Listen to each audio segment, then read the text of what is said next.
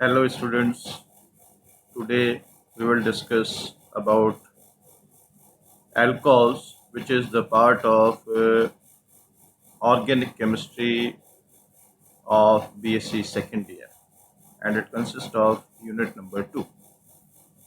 जो BSc second year organic chemistry second part है, उसका सेकेंड यूनिट या द्वितीय इकाई अल्कोहल है, उसके बारे में आज हम डिस्कस करेंगे।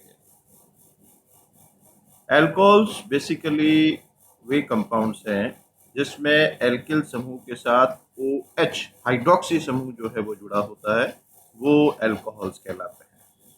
इसी तरह से यदि OH समूह बेंजीन वलय से सीधा जुड़ा हो, it is directly attached to benzene ring, then such type of compounds are termed as phenols. जब OH समूह सीधा बेंजीन वलय से जुड़ा होता है तो वो यौगिक फिनॉल कहलाते हैं। अब सपोज यदि ये यौगिक है, इसमें भी बेंजीन वलय है, परंतु इसमें OH समूह सीधा बेंजीन वलय से नहीं जुड़ा है, तो ये यौगिक अल्कोहल होगा, न कि phenol. Now we come to nomenclature. नामकरण किस प्रकार से अल्कोहल का किया जाता है? तो इनके जो सामान्य नाम है उनको हम एल्किल समूह के साथ अल्कोहल शब्द जोड़ करके और उसका सामान्य नाम देते हैं। किस एल्किल समूह के साथ OH समूह जुड़ा है?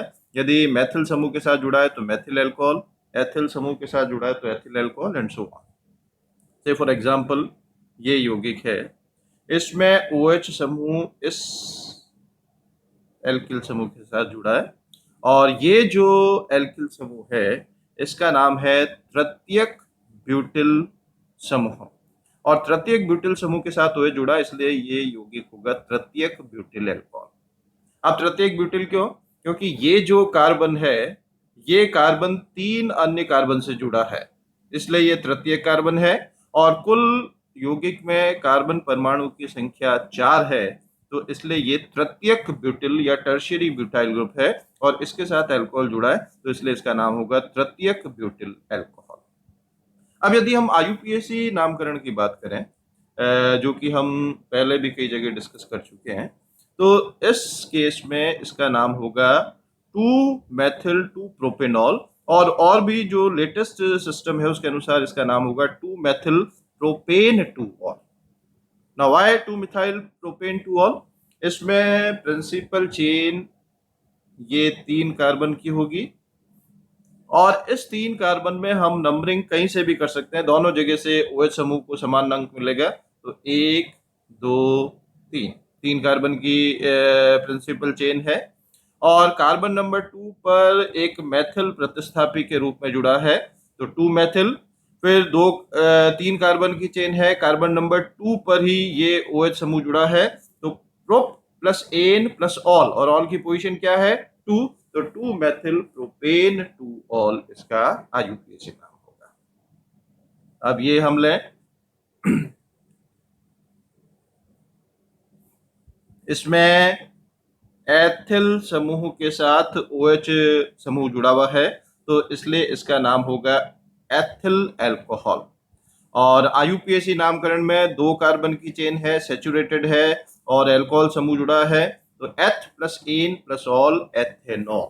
इसमें नंबरिंग देने की जरूरत नहीं है, वो एक ही पोजीशन पर OH समूह हो सकता है। अब अगला एग्जांपल हम ये लें, इसमें OH समूह इस एल्किल समूह के साथ जुड़ा है, और ये एल्किल समूह है आइसोप्रोपिल समूह। जब भी इस तरह का समूह होता है, इसको हम इस तरह से भी लिख सकते हैं, या ये भी एक ही चीज है, it is one and the same thing.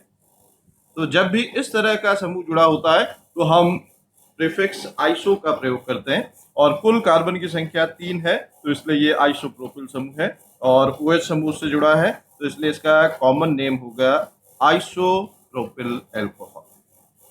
अब IUPAC में बात करें तो कहीं से भी नंबरिंग कर दीजिए, OH को 2 नंबर ही मिलेगा, तो प्रोप प्लस एन प्लस और ऑल की पोजीशन क्या है? कार्बन नंबर 2 पर, तो प्रोपेन 2-ऑल, जिसको पहले 2-प्रोपेनॉल भी कहा जाता था, तो propane two ol is the correct IUPAC name. ये सबसे सिंपलेस्ट है, मैथिल समूह है, इसके साथ OH समूह जुड़ा है तो मैथिल अल्कोहल या IUPAC में मेथनॉल का। अब क्लासिफिकेशन, वर्गीकरण। अल्कोहल 3 तरह के हो सकते हैं। मोनोहाइड्रिक अल्कोहल की हम बात कर रहे हैं तो इसमें प्राइमरी या प्राथमिक अल्कोहल जिसको 1 डिग्री भी कह सकते हैं, सेकेंडरी या द्वितीयक अल्कोहल जिसको हम 2 डिग्री भी कह सकते हैं, टर्शियरी या तृतीयक अल्कोहल जिसको कि हम 3 डिग्री भी कह सकते हैं। प्राइमरी अल्कोहल या प्राथमिक अल्कोहल का मतलब ये है जिसमें OH समूह प्राथमिक कार्बन या प्राइमरी कार्बन के साथ अटैच्ड हो। Secondary alcohol means where OH group is attached to secondary carbon atom. द्वितीय कार्बन, द्वितीय कार्बन का मतलब क्या है? वह कार्बन जो कि 2 अन्य कार्बन परमाणुओं से जुड़ा हुआ होता है। तो द्वितीय कार्बन से OH जुड़ा है तो द्वितीय अल्कोहल, सेकेंडरी अल्कोहल, और तृतीय कार्बन से यानी कि टर्शियरी कार्बन से OH समूह जुड़ा है तो तृतीय अल्कोहल। अब इसके हम उदाहरण लें, जैसे हम पहले प्राइमरी या 1 डिग्री अल्कोहल की बात करें तो यहाँ पर ये OH इस कार्बन से जुड़ा है और ये OH समूह क्योंकि एक अन्य कार्बन से जुड़ा है ये कार्बन, तो ये प्राथमिक कार्बन है और प्राथमिक कार्बन से OH जुड़ा है तो ये प्राथमिक अल्कोहल। अब हम इसकी बात करें, इस कार्बन से OH जुड़ा है और ये कार्बन एक अन्य कार्बन से जुड़ा है यानी कि ये प्राथमिक कार्बन है तो ये अल्कोहल भी प्राथमिक अल्कोहल होगा। अब हम ले सेकेंडरी या 2 डिग्री अल्कोहल। ये यौगिक जिसमें OH समूह इस कार्बन से जुड़ा है और ये कार्बन 2 अन्य कार्बन से जुड़ा हुआ है, इसका मतलब द्वितीय कार्बन है, और द्वितीय कार्बन से OH जुड़ा है इसका मतलब द्वितीय अल्कोहल है। साइक्लोहेक्सेनॉल की हम बात करें, इस कार्बन से OH जुड़ा हुआ है और ये कार्बन 2 अन्य कार्बन से जुड़ा है यानी कि द्वितीय कार्बन है, और द्वितीय कार्बन से OH जुड़ा है इसका मतलब ये द्वितीय अल्कोहल है। अब टर्शियरी अल्कोहल में ये कार्बन जिससे OH समूह जुड़ा है ये 3 अलग अलग एल्किल समूह से जुड़ा है और ये तीनों एल्किल समूह एक समान भी हो सकते हैं और अलग अलग भी हो सकते हैं। तो क्योंकि ये कार्बन 3 अन्य कार्बन से जुड़ा है इसलिए तृतीय कार्बन है और तृतीय कार्बन से वो जुड़ा है इसका मतलब ये तृतीय अल्कोहल होगा। जैसे उदाहरण के तौर पर टर्शियरी ब्यूटिल अल्कोहल जो हमने एग्जाम्पल लिया था, ये कार्बन तृतीयक है क्योंकि ये 1, 2 और 3 कार्बन से जुड़ा है तो इसलिए ये जो अल्कोहल है तृतीय अल्कोहल। अब यदि यौगिक में एक OH समूह उपस्थित हो तो वो मोनोहाइड्रोक्सी कंपाउंड या अल्कोहल्स कहलाते हैं। यदि 2 OH समूह उपस्थित हैं तो वो डाइहाइड्रोक्सी कंपाउंड कहलाते हैं, जिसका उदाहरण हम ले सकते हैं, जिसको हम ग्लाइकॉल या एथिलीन ग्लाइकॉल के नाम से जानते हैं। इसमें 2 OH समूह है तो ये डाइहाइड्रोक्सी कंपाउंड होगा। इसी तरह से यौगिक में 3 OH समूह हो तो वो ट्राइहाइड्रोक्सी कंपाउंड, जैसे उदाहरण के तौर पर ये यौगिक है जिसको ग्लिसरॉल के नाम से जाना जाता है और आम भाषा में हम जिसको ग्लिसरीन भी कहते हैं। इसमें 1, 2 और 3 OH समूह है तो इसलिए ये जो यौगिक है ये ट्राइहाइड्रोक्सी कंपाउंड है।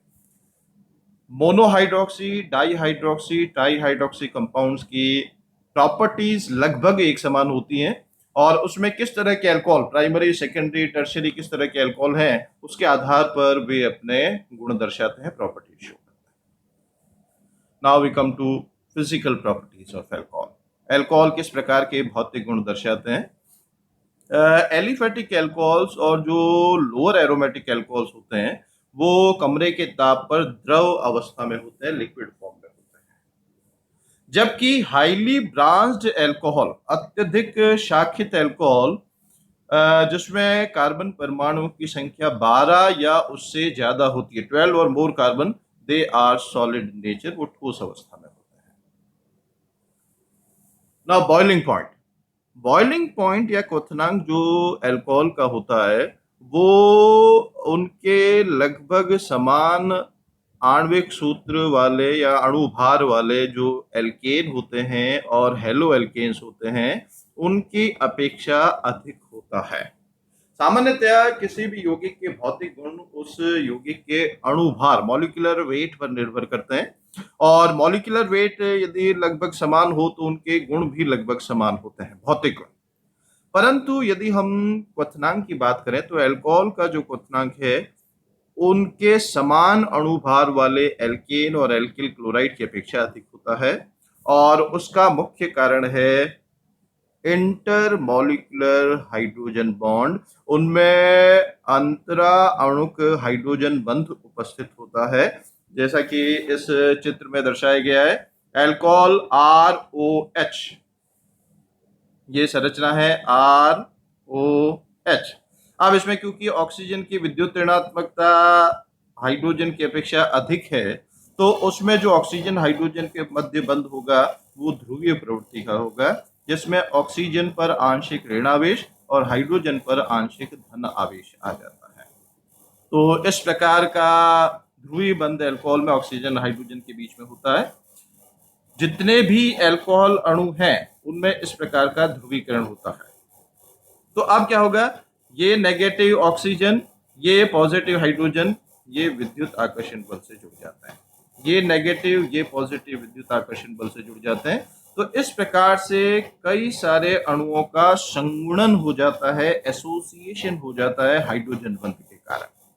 तो अब इस प्रकार के संगुणन के कारण क्या होगा, some additional amount of energy will be required to break these hydrogen bonds। ये जो हाइड्रोजन बंध इनमें अल्कोहल में उपस्थित है, जिसके कारण इनका संगुणन या एसोसिएशन होता है, तो इन हाइड्रोजन बंधों को तोड़ने के लिए कुछ अतिरिक्त मात्रा में ऊर्जा की आवश्यकता होती है, और इसी कारण से इनका जो क्वथनांक है वो समावयवी ईथर की अपेक्षा भी अधिक होता है। जैसे उदाहरण के तौर पर CH3CH2OH ethyl alcohol, CH3O CH3 dimethyl ether, दोनों समावयवी हैं, आइसोमरिक हैं, यानी कि दोनों का अणु भार और अणु सूत्र एक समान है, तो इसलिए इनके क्वथनांक जो है वो समान होने चाहिए। जबकि वास्तव में ये देखा जाता है कि इनमें जो अल्कोहल का क्वथनांक है वो समावयवी ईथर की अपेक्षा बहुत ही अधिक होता है। अब इसका कारण वही हाइड्रोजन बंध है। अल्कोहल में इस प्रकार का संगुणन होता है, जबकि ईथर में इस प्रकार का संगुणन संभव नहीं होता है। क्यों? क्योंकि इसमें ईथर में ऑक्सीजन और हाइड्रोजन के बीच में सीधा कोई भी बंध उपस्थित नहीं है। No direct bond between oxygen and hydrogen is present, so in ethers this type of association is not possible. इस प्रकार का संगुणन संभव नहीं होता है। तो इसी कारण से जो अल्कोहल का क्वथनांक है समावयवी ईथर की अपेक्षा बहुत अधिक होता है। Now we come to next point, solubility of alcohols in water. अब सामान्यतया विलेयता के लिए ये नियम होता है like dissolves like. Polar molecules are soluble in polar solvent. ध्रुवीय अणु ध्रुवीय विलायक में विलय होता है और अध्रुवीय अणु अध्रुवीय विलायक में विलय होता है। या इसका एक क्राइटेरिया और है, यदि यौगिक विलायक जैसे कि जल के साथ हाइड्रोजन बंध बना लेता है तो वह उसमें विलय हो जाता है, और यदि हाइड्रोजन बंध नहीं बना पाता है तो उसमें विलय नहीं हो पाता है। अल्कोहल, जैसा कि हमने डिस्कस किया, ऑक्सीजन और हाइड्रोजन के बीच में इस प्रकार का ध्रुवीय बंध उपस्थित है। अब हम जल की बात करें, वाटर, इसमें ऑक्सीजन और हाइड्रोजन के बीच में दो बंध है, और दोनों ही बंध जो है वो ध्रुवीय बंध है, क्योंकि हाइड्रोजन की विद्युत ऋणात्मकता कम है ऑक्सीजन से, तो ऑक्सीजन पर आंशिक धनावेश और हाइड्रोजन पर ऑक्सीजन पर आंशिक ऋणावेश और हाइड्रोजन पर आंशिक धनावेश उपस्थित होता है। Partial negative charge is there on oxygen and partial positive charge is there on hydrogen. तो अब इसमें भी अल्कोहल और जल में इस प्रकार से हाइड्रोजन बंध बन सकता है। So as alcohol can form hydrogen bond with water, therefore alcohols are highly soluble in it। परंतु जैसे जैसे अल्कोहल में इस एल्किल समूह का आकार बढ़ता जाता है, एल्किल समूह का आकार बढ़ते जाने के साथ साथ जल में विलेयता कम होती जाती है, क्योंकि जल में विलेयता है इस ध्रुवीय ऑक्सीजन हाइड्रोजन बंध के कारण। और ये जो एल्काइल ग्रुप है ये नॉन पोलर है, अध्रुवी है, that's why it is hydrophobic, जल को प्रतिकर्षित करने वाला समूह है। तो जैसे जैसे एल्किल समूह का आकार बढ़ता जाएगा, हाइड्रोफोबिसिटी या जल को प्रतिकर्षित करने की क्षमता जो है वो बढ़ती जाएगी, इसलिए उसका जो जल में विलेयता है वो घटती जाएगी। ना if you talk about polyhydroxy compound, जैसे कि ग्लाइकॉल है, ग्लिसरॉल है, वो पॉलीहाइड्रोक्सी कंपाउंड मोनोहाइड्रोक्सी कंपाउंड की अपेक्षा जल में अधिक विलेय होते हैं। They are relatively more soluble in water. क्यों? क्योंकि इसमें एक से अधिक हाइड्रोक्सी समूह है। So degree of association due to hydrogen bonding, hydrogen बंध की जो क्षमता है वो इसकी मोनोहाइड्रोक्सी अल्कोहल की अपेक्षा ज्यादा होगी। जैसे ग्लाइकॉल है, उसमें 2 OH ग्रुप हैं, दोनों हाइड्रोजन बंध में भाग ले सकते हैं। ग्लिसरॉल में 3 OH ग्रुप हैं, तीनों OH ग्रुप हाइड्रोजन बंध में भाग ले सकते हैं जल के साथ, तो इसलिए इनकी विलेयता जल में और भी ज्यादा होगी। और इसी तरह से जितने ज्यादा OH बंध होंगे, डिग्री ऑफ एसोसिएशन या संगुणन की मात्रा उतनी ही अधिक होगी, और उसी कारण से उनका क्वथनांक और उनकी विस्कोसिटी भी बहुत ज्यादा होगी। जैसे उदाहरण के तौर पर हम ग्लिसरॉल की बात करें, CH2OH, CHOH, CH2OH।